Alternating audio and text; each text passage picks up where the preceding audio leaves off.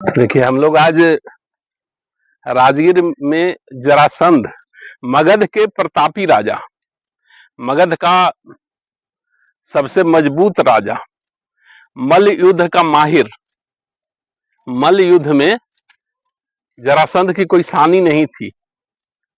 कोई ऐसा नहीं था जो मल्ल युद्ध में जरासंध को पराजित कर दे।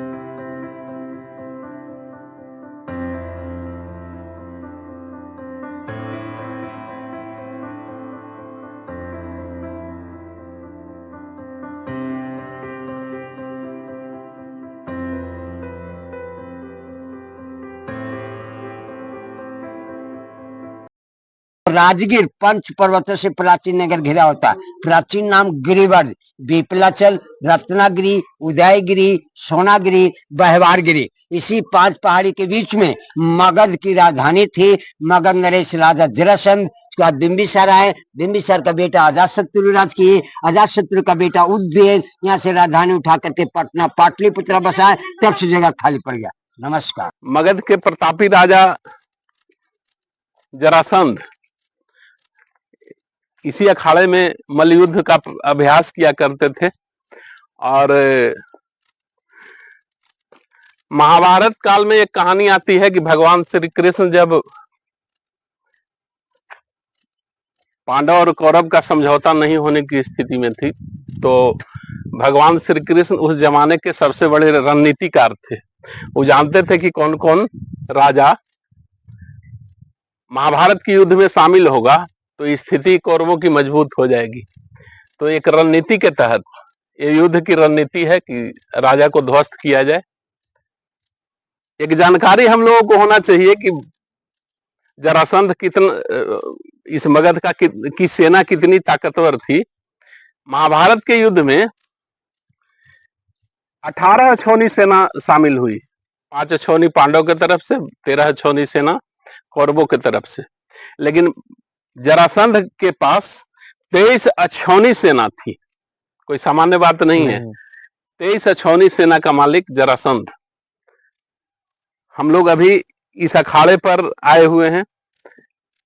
जरासंध को कहा तो राक्षस गया है, लेकिन अब इस बात का कहीं कुछ है नहीं। उस समय की युद्ध नीति का एकदम समुचित पालन करने वाला व्यक्ति।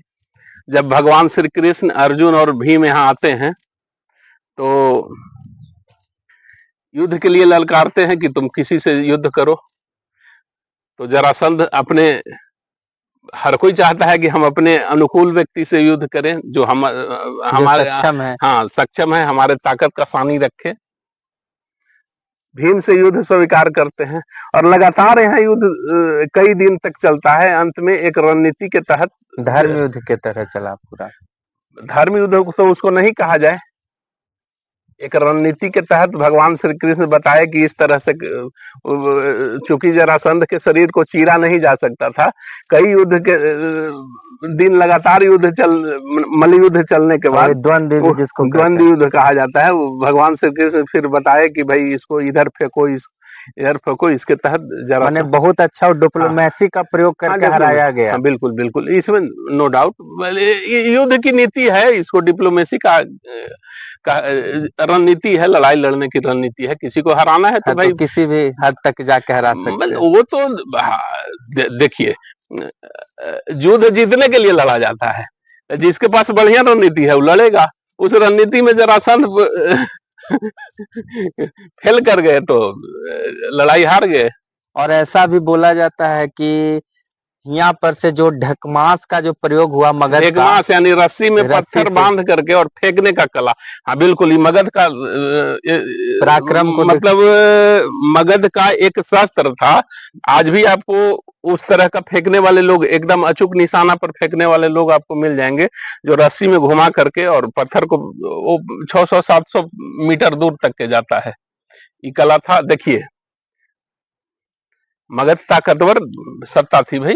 महाभारत काल में आपका वेद में इसका उदाहरण है मगध का। ये जो बांस है, इसको उपयोग मगध में भाला के रूप में किया जाता था। दिखाइए सबको, भाला, लाठी, देखिए पतला पतला हल्का, पतला हल्का और ज्यादा लंबा भी नहीं, मजबूत, बहुत मजबूत बांस।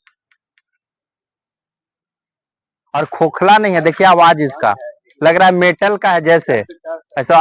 और जैसे अदर बांस में मारिएगा तो टन टन कर नहीं करता है। अंदर से खोखला नहीं हाँ, होता है, ये है। क्योंकि चूंकि बांस मेटल टाइप है। चूंकि बांस पतला है इसलिए खोखला नहीं होता महाभारत में इसका बनता है, हाँ। सभी में है। महाभारत काल का तो पूरा पूरा उदाहरण है यहाँ। फिर बाद में जब जरासंध की हत्या हो गई, उसके बाद जरासंध का बेटा महाभारत युद्ध में शामिल हुआ है, श्री कृष्ण राज्याभिषेक करके गए थे। अब दिखा और पांडवों की तरफ से देखिए, और दिखाते हैं कहाँ पर इनका अखाड़ा था, किस तरह से आइए ऊपर अखाड़ा में। युद्ध का यहाँ 28 दिनों तकला यहाँ पर युद्ध के लिए द्वंद्व युद्ध करते रहे। देखनी है, अब इसको घेर करके ऊंचा कर दिया गया है पुरातत्व विभाग के द्वारा कि इसका कोई क्षति न पहुंचे। मल्ल युद्ध का ये अखाड़ा था, जिसको हम जरासंध के अखाड़ा के नाम से हम लोग जानते हैं। और इसके आसपास आसपास जंगल है, देखिए जंगल है और बांस की कितने देखिए 5 पहाड़ियों से घिरा हुआ ये सबसे सुरक्षित देख रहे हैं, पूरा बाउंड्री राजगिरी, मतलब राजा का गिरी। हाँ, राजा पूरा का बाउंड्रिंग बना हुआ है एक तरह से।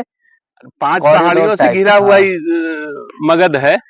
मगध का जो मुख्यालय था राजगिरी, आज भी है, बिल्कुल सुरक्षित है। हमारे साथ यहाँ के गाइड हैं सुरेश पासवान जी, थोड़ा सोन भंडार और मगध के बारे में देखिए, इस बताइए। प्राचीन धरोहर पे आप सभी का स्वागत है, नमस्कार। यह जो जंगला दिख रहे हैं, इस जंगला के ठीक सामने दीवार पे एक दरवाजे का निशान है। ऐसा माइथोलॉजी दंत कथा अफवाह फैला है, कुछ दरवाजे के पीछे यहाँ का राजा बिंबिसार का खजाना छुपा हुआ है। तो इस जगह का नाम है श्रीमान सोन भंडार।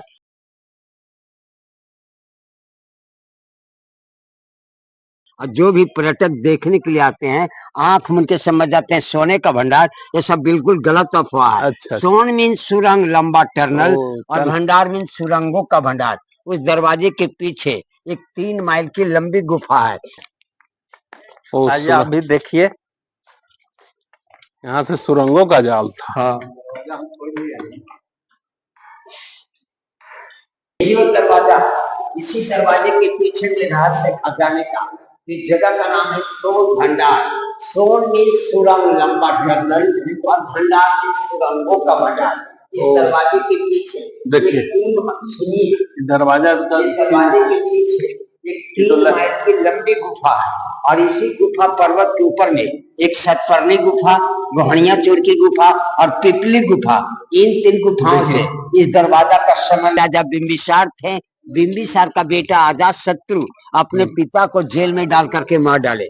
उनके गुस्से में अजातशत्रु की माँ रानी कौशल्या, उनके पास जितना धन संपत्ति खजाना था, वो दरवाजे के पीछे एक तपस्वी साधु थे, जैन मुनि गौतम स्वामी, उनको दान में दे दिए। वो तो तपस्वी थे, उन्हें धन से क्या जरूरत, वो सारा धन दौलत खजाना उसी दरवाजे के पीछे छुपा करके रख डाले। अपनी साधना तपस्या के बल पे वो दरवाजे पे चट्टान लगा डाले। जब ब्रिटिश गवर्नमेंट, अंग्रेज का राज आया, सामने वाला जंगला से तोप लगा करके तोड़ा चाहा और खजाना लूटना चाहा, लेकिन तोप से टूटा नहीं, दरवाजे पे तोप का दागी लग करके रह गया।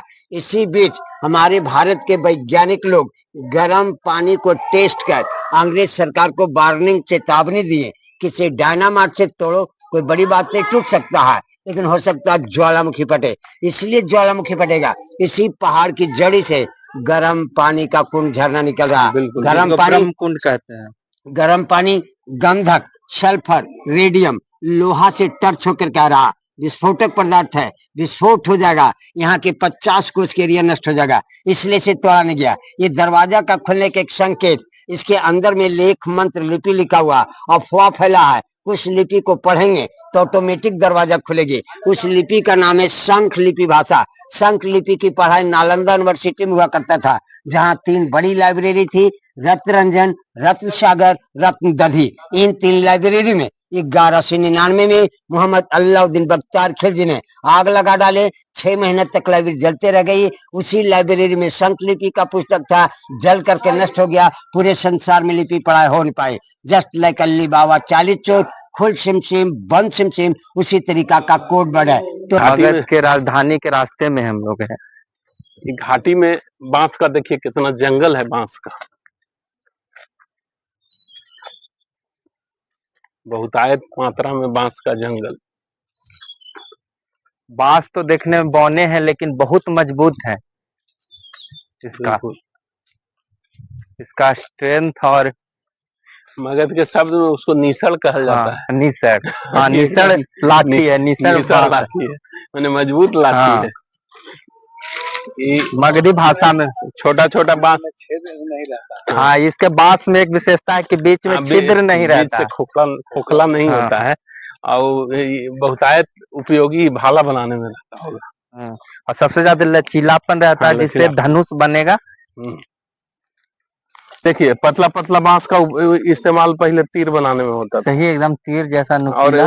ऊपर वो लोहा का कैप दे करके मगध की सेना यूं ही मजबूत थोड़े थी, ताकतवर थोड़े था। प्रकृति का बहुत सहयोग रहा, उसके बाद ही यहाँ का मानव के द्वारा बनाया ही गया। प्रकृति तो देखिए कुछ कुछ जो इलाका होता है ना, जो नदी का द्वाब कहा जाता है, तो आप जमुना और गंगा का द्वाब यानी पश्चिमी उत्तर प्रदेश, मुजफ्फरनगर, सहारनपुर, वो जो इलाका है ना, वहाँ की मिट्टी गजब की उर्वर, बहुत उपजाऊ है। बहुत उपजाऊ मिट्टी है। उसी तरह का द्वाब इलाका ये भी रहा। देखिए सोन, पूर्व का चंपा नदी, बीच में पुनपुन, हाँ, फिर ये फल्गु, ये सब फल्गु तो खास करके कृषि के लिए सबसे उपयोगी नदी रहा। जैसे पूरा जितना भी नदी है, रिवर, उसका जो डाउन द स्ट्रीम है, लेकिन हाँ। फल्गु का अप द स्ट्रीम है, हाँ, धीरे धीरे ऊंचा होते जाती है। इसी चलते ये गंगा में भी नहीं मिलती, आके जाके फ्लैट बन जाती है। और जिससे जितना भी ना भाई, यहाँ कोई मगध में अकाल भी बहुत नहीं पड़ता है। हाँ, बाढ़ से भी प्रभावित इलाका नहीं है। अच्छा, मगध का जो उपजाऊ भूमि रहा है प्राचीन काल से लेकर अभी वर्तमान काल में, उसका क्या कारण रहा है? देखिए ऐसा है कि मगध के संपन्नता का कारण और मगध के विस्तार के कारण इतिहासकार लोग बताए हैं कि चूंकि ये इलाका लोहे के खदान से नजदीक था और आयरन मेकिंग माने लोहे का निर्माण का कार्यक्रम सबसे पहले यहाँ लोहे का हथियार जो है, इसीलिए 16 जनपद में सबसे ताकतवर जनपद जो है मगध जनपद मगध उभर के आया। मगध बाद में पूरे हिंदुस्तान के ऊपर सभी जनपदों पर अपना आधिपत्य स्थापित की। लेकिन इतिहासकार एक कारण और वो उन्होंने लोगों ने नजरअंदाज कर दिया, ओवरलुक किया है, वो है मगध का टोपोग्राफी। अच्छा, यानी ये दुनिया का यूनिक टोपोग्राफी है। दुनिया में जितने भी रिवर बेड्स होते हैं वो अगल बगल के किनारे के नीचे होते हैं। अच्छा, उनकी धारा जो है किनारे से डाउन स्ट्रीम जाती है, वो नीचे रहती है। लेकिन यहाँ जो फल्गु का रिवर बेड है वो दोनों तरफ किनारे से ऊपर है। इसीलिए आप पैन और आहर की संरचना जो है ये प्राकृतिक संरचना है, कब से है इसका कोई जानकारी नहीं। कोई कुछ ये किदवंती लोग कहते हैं कि ऋषि कश्यप के जमाने से है। इसका पैन और आहर का इसका चर्चा टोडरमल के सर्वे में भी है, अकबर के समय में। और ये प्राकृतिक संरचना है। ये मियांड्रिंग करते हुए जो पैन है वो आता है एक आहर में, जिसको खजाना कहते थे, पानी का खजाना, उसमें आके गिरता है पानी और उसके नीचे जो धान की खेती होती है। तो मगध का ये इतिहास कहता है कि यहाँ पर जितने भी अकाल पड़े बंगाल में, बिहार में नामी अकाल जो बंगाल में बहुत सारे मर जाते, मगध में अकाल की विविधता बहुत कम रही। अकाल की वो विविधता मगध को संक्रमित नहीं किया, क्योंकि थोड़ी सी भी बारिश हो जाती है तो पैन से वो पानी आहर में आ जाती है, खजाने में। उपयुक्त जगह पर बसा हुआ, न ज्यादा बारिश होता है, न ज्यादा गर्मी पड़ता है, मतलब सब वातावरण। आप कल्पना समाहित कीजिए है। इस क्षेत्र का व्यक्ति कितना, मतलब जब चाणक्य ने उसको संगठन का रूप चाणक्य दिए और राष्ट्र का कल्पना की है। आपको हम दिखाते हैं जो मगध के जो प्रधानमंत्री, जो महामंत्री जिसको कहते हैं, मार्क्स कहते थे, जो बहुत बड़ा राजनीतिज्ञ थे और जिनका नाम था विष्णुगुप्त चाणक्य, वह इसी ब्रज को लेकर चलते थे। हाथ में उनको देखे होंगे जो इसमें जो कटिंग बना हुआ है यहाँ हुआ, और इसी के अंदर वह छोटा सा मतलब किलनुमा लोहे का इसमें लगाए रहते थे, ऊपर से ढक्कन रहता था। कभी कभी जब जरूरत पड़ता था तो इसको निकाल कर वह इस्तेमाल करते थे दुश्मनों को वार करने में। तो अरब तक के कब्जा कर लिया। यहाँ की सेना के बारे में, सेना मतलब सेना थी, सेना के बारे में कहा जाता है कि जिस इलाके में जाती थी वो इलाका में आवाज बंद हो जाता था, यानी विरोधियों को समाप्त करने की परंपरा रही थी। सेना इतना मजबूत था कि विरोधी चाहे तो भाग जाते थे या समाप्त हो जाते थे, या तलवार आगे त्याग देते थे। हम जब मगध की चर्चा करते हैं तो मगध एक, मतलब भारत का सबसे मजबूत जनपद था। 16 जनपदों में सबसे मजबूत जनपद मगध था, और मगध मजबूत था इसके पीछे इसका कारण था। हम लोग अगर मगध के भूगोल को देखेंगे तो उत्तर में गंगा नदी, और गंगा नदी के बाद का आज के समय का जिसको कहा जाता है टाल क्षेत्र, टाल जैसा, टाल भारत के दो चार, अगर बहुत उपजाऊ भूमि है दो चार जगह पर, तो उसमें हमारी जो फतुहा से लखीसराय तक का टाल आता है, ये टाल बहुत उपजाऊ भूमि है। मगध का दक्षिण सीमा जो रहा है वो विंध्य पर्वतमाला, माने आज के रांची तक के उसको कह सकते हैं हम लोग, आज का झारखंड क्षेत्र का पहाड़। मगध का जो पश्चिमी सीमा था वो सोन नदी था, और सोन नदी से पूरब, चंपा नदी से पश्चिम, चंपा अंग और मगध का सीमा विभाजन रेखा था। चंपा नदी आपको लखीसराय से आगे है वर्तमान में, अब अतिक्रमण का शिकार हो गया है। आज के 60-70 साल पहले तक चंपा नदी के नाम से वो नदी बहती थी। तो गंगा से दक्षिण पहाड़, मगध का दक्षिणी इलाका पहाड़। मगध ताकतवर रहा है, इसके पीछे का सबसे बड़ा रीजन भी यही रहा कि यहाँ के लोग, देखिए सिर्फ भूगोल से नहीं होता है, उस भूमि पर निवास करने वाले लोग कैसे हैं, उस भूमि पर निवास करने वाले लोग कितने लड़ाकू हैं, इस पर निर्भर करता है वहां की सेना की ताकत। यहाँ की सेना बहुत ताकतवर थी, तय था कि इस इलाका के लोग लड़ाकू थे। अच्छा, लड़ाकू होने के पीछे भी रीजन रहा है अस्त्र का, तीर धनुष का प्रयोग। आपका दक्षिण के पहाड़ में लौह अयस्क की प्रचुर मात्रा, लोहा का जबरदस्त खदान था। दक्षिण के जंगलों में, मतलब पूरा इलाका पहले जंगल हुआ करता था, हाथी बहुतायत मात्रा में पाया जाता था। मगध की सेना ने, मतलब मगध साम्राज्य ने हाथी को हथियार के रूप में इस्तेमाल किया। तो राजधानी रही है, 5 पहाड़ों से घिरा हुआ क्षेत्र, एकदम सुरक्षित। यहाँ राजा का राजगृह इसको कहा गया है, मतलब राजा का घर, राजा का घर, राजगृह मतलब राजा का घर, बिल्कुल पहाड़ी। अभी भी प्राकृतिक रूप से सालों चलने वाले काफी संख्या में झरना उपलब्ध है, पहाड़ से सालों चलते रहता है, गर्म पानी का झरना यहाँ रहा है। तो मगध को मजबूत होने के पीछे सबसे बड़ा रीजन यहाँ का भूगोल मजबूत रहा, पूरा इलाका उपजाऊ रहा, राजस्व आमदनी यहाँ अच्छा होता था। मगध का कब्जा, जैसे देखिए पुराने समय में नदी मार्ग होता था,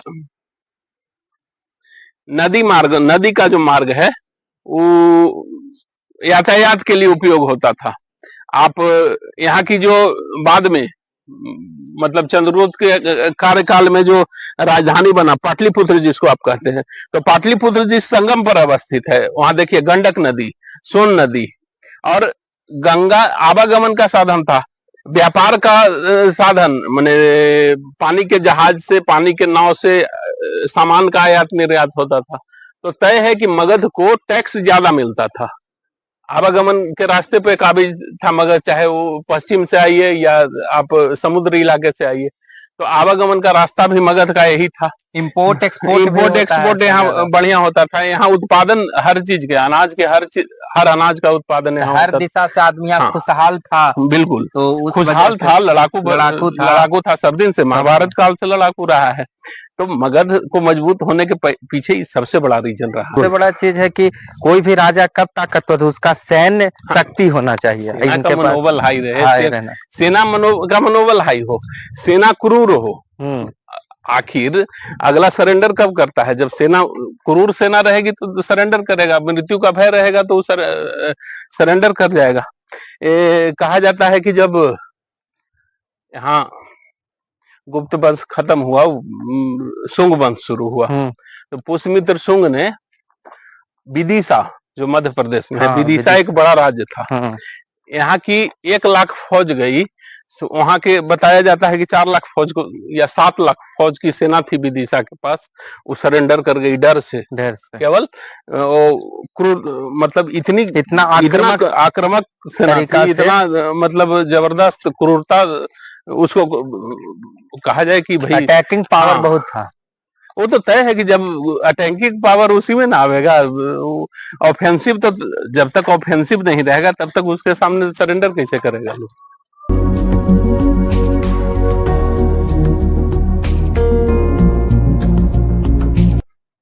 और ऐसा कहा जाता है कि मगध सम्राट चंद्रगुप्त मौर्य का जो पत्नी, धर्म पत्नी थी दुर्धरा, जिसको नंदिनी के नाम से जाना जाता था, इसी वन में वह विचरण करती थी। बेनू वन का यह तालाब है, जो बेनू वन के सरोवर के नाम से जाना जाता है। इसी सरोवर में मगध रानी, जो चंद्रगुप्त मौर्य की धर्म पत्नी थी दुर्धरा, जिसको नंदिनी के नाम से भी जाना जाता है, कई इतिहासकारों ने लिखे हैं, इसी सरोवर में वह स्नान करती थी। देखिए यहाँ पर एक बड़ा क्षेत्र है, पहाड़ों के बीच में एक बड़ा क्षेत्र है। बिंबिसार का किला इसी इलाके में हुआ करता था, किला, मैदान, एक बड़ा क्षेत्र है जो मैदानी भाग है बीच पहाड़ी में।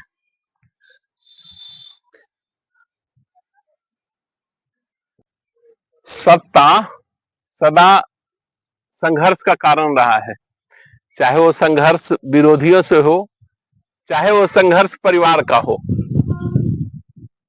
कहा, ऐसा मान्यता है कि हर्यक वंश के संस्थापक बिंबिसार को बिंबिसार के पुत्र ने कैद कर सत्ता पर कब्जा किया, और बिंबिसार को यही उस समय बिंबिसार का ही कैद खाना था, जेल था उस समय का, इसी कारागृह में बिंबिसार को कैद करके रखा गया था, ऐसा मान्यता है। एक तरह से मेडिटेशन का भी साधन था वन, आदमी यहाँ पर एकाग्रता, पुराना इतिहास है। तपस्या करने लोग जंगल में के लिए जंगल में जाते थे, हरा भरा वृक्षों के नीचे